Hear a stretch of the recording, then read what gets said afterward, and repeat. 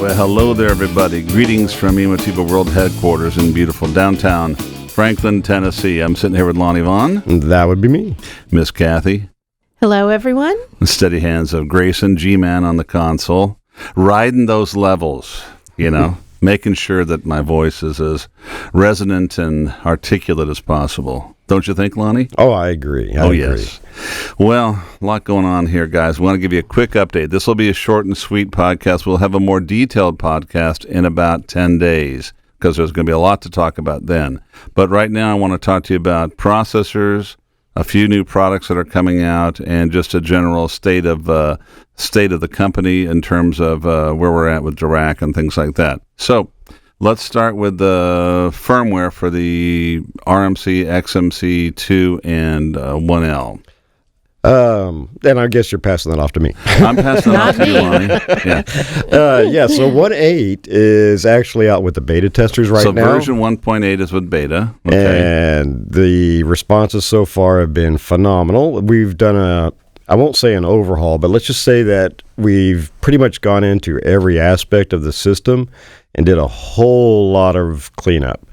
Yeah, and there was a major strategic change of direction in communication between the DSPs, where you've greatly improved the bus speed between them, and you know more about that than I do. Yeah, the DSPs internally and to the main ARM itself used to be running on an I2C bus, for anyone who knows what that is, but now it's running on SPI lines, so it's now running on an order of magnitude up, say 100 times over what it was. So this isn't spyware, Lonnie. This is something else. Yeah, this is something else. And so it's the internal operations of the system are lightning fast Much snappier. So you're going to see a big improvement in snappiness, as we like to say, which is a big goal of ours. Yes, always. And big changes and big improvements in system stability, ARC, ARC, CEC, a lot of the really funky ones that TVs that don't respond the way they're supposed to, we've written a whole lot of special code for and all kinds of stuff. Yeah, what is it? I bought a lot of TVs this year. I just bought an 8K TV, too, which I didn't really want to do. Which doesn't look as good as the OLED. No, the 4K actually looks better. The 4K OLED looks better than the 8K. But anyway, what we're finding, and as, not as any kind of excuse, but every TV behaves differently. And with market differences in their behavior and the way that they handle CEC and ARC, and we're in the middle, so we got to work with everything. But it's really interesting to see what massive deviations there are between products on the market, even within a certain brand. With a brand, of course, yeah. So it's a challenge, but the good thing is because we're holding all the handles, we can, when we know about a problem, we can address it and move forward with it. So I think you're going to find that we've really refined a lot of these little odd use cases and made things really robust and stable now. Extremely. So 1.8, version 1.8 will be available for download, I'm guessing, by when, Lonnie? I'd say midweek. I just want to give it a few more days with the beta testers. Yeah, we got quite a few guys. I'm sure they'll be talking about it on the forum over the weekend, the next couple of days. So the guys will have it in beta. And so that's an exciting piece of news. Let's talk Dirac. That's what everybody wants to know about. So without going into all the technical details, we have Dirac running, and it's running well, and it's stable, and it works. We are implementing some final cleanup code to address what is it, Lonnie? I shouldn't have even started that one, should I? Oh, it's simple. Basically, all it is the way things talk, the way Dirac talks to us, and the way we handle that kind of stuff. We had a whole lot of debug code in there so that, if things didn't work, we could manage it and handle it. And now we're going through and we're pulling all of that out just because it's just a whole lot of overhead that doesn't need to be there. Okay, so our feeling is that within 45 days, you're going to have Dirac in your hands. Maybe better, but I'm guessing 45 days, life being what it is. But I will tell you all so that you can rest easy. Dirac is running. Yes. It is. That was monumental. It's not vaporware at this point. It's working. We've had a lot of support from Dirac. This is a new DSP to port into, and it's taken a lot more work and time than anybody ever anticipated, along with a change in the Dirac firmware itself that required us to do some significant upgrades on system level. So yeah. It's working. It'll be out within, I'm guessing, 45 days max, maybe better. I don't want to overpromise. I'd rather just have it show up and surprise all of you. But keep the faith. It is coming. It works very well.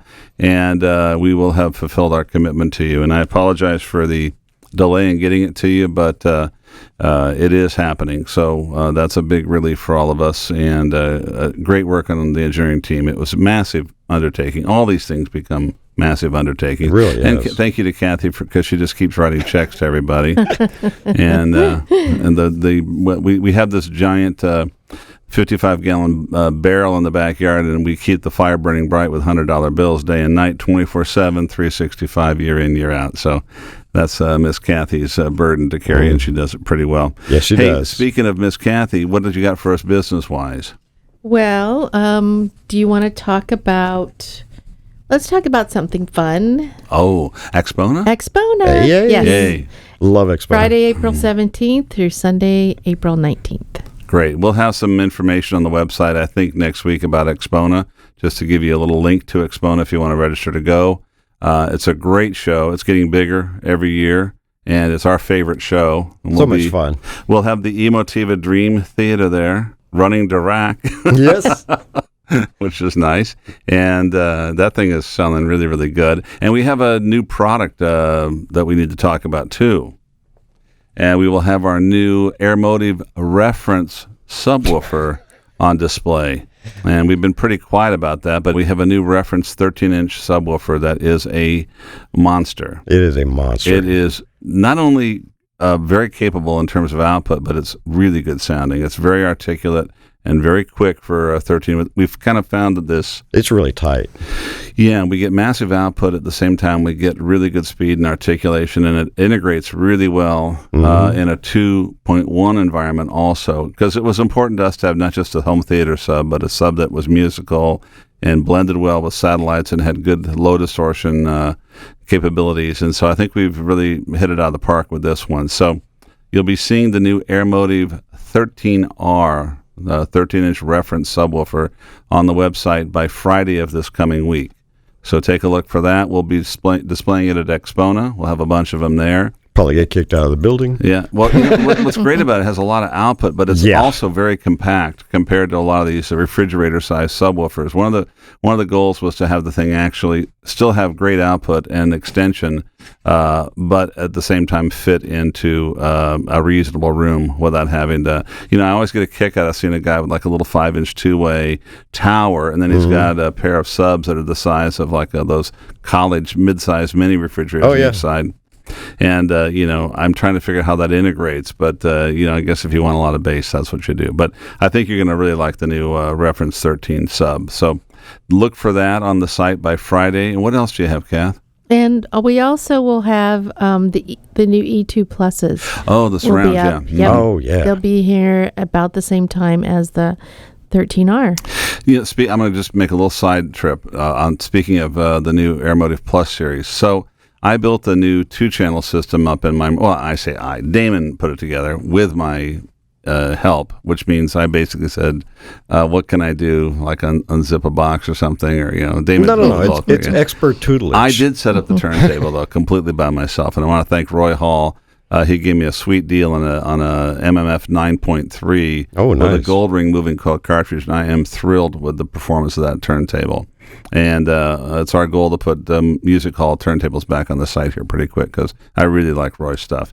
Anyway, I got this all set up, and I got gifted a pair of really expensive, well-reviewed double 8-inch tower speakers from a big company in Northridge, and they were I go, wow, these are going to kick ass in my room. And so I was really excited about it, and I got them hooked up, and it didn't sound right. So I thought, well, it must be my amp, it must be my preamp, it must be and so I spent about a week fiddling with these things, and Then you come in here and you listen to our stuff. I walked in, no, well, what was weird is I walked in the lobby when Damon was firing up a set of T1s for somebody to just check them out real quick before they went out for review, and I go, God, those sound great, you know?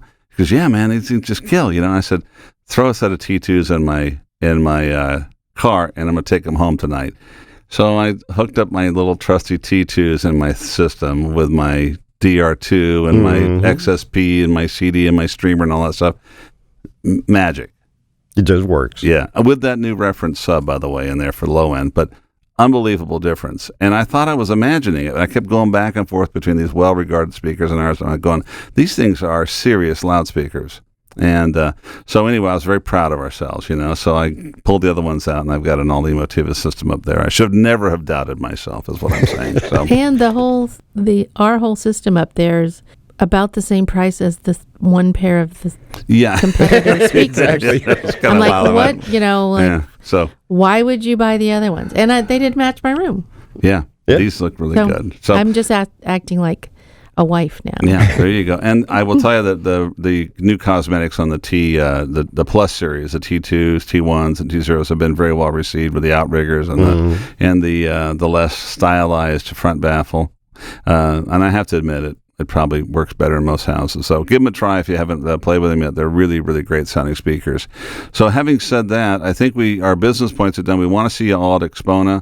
Look for the new 13R on Friday. Yep. The E2 Pluses are shipping at the same time. Yep. And Dirac will be here. I think that's St. Patty's Day, isn't it? It is. So we're gonna have to get my good whiskey out. Yeah, when we ship Dirac, I think Lonnie, we've had that little bottle sitting there in the office for a long time. We haven't opened. I think that's going to be the night we open it. I'm all for that. All right, kids. Well, that's all we got for the moment. We'll have a lot more to talk about in a little over a week. We're going to be have another more detailed podcast about some new stuff going on. But in the meantime, this should keep you going for the moment. We appreciate your support and your business. By the way, we had a really good year in 2019, and 2020 is off to a roaring start. And we finally got production.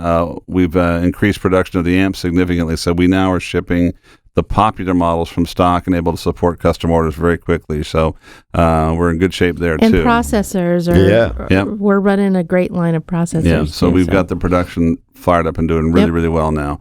So anyway, we'll talk to you real soon. Have a great weekend. And in the meantime, from beautiful downtown Franklin, Tennessee, Big Dan, Lonnie Vaughn, and Miss Cathy saying adios. Bye.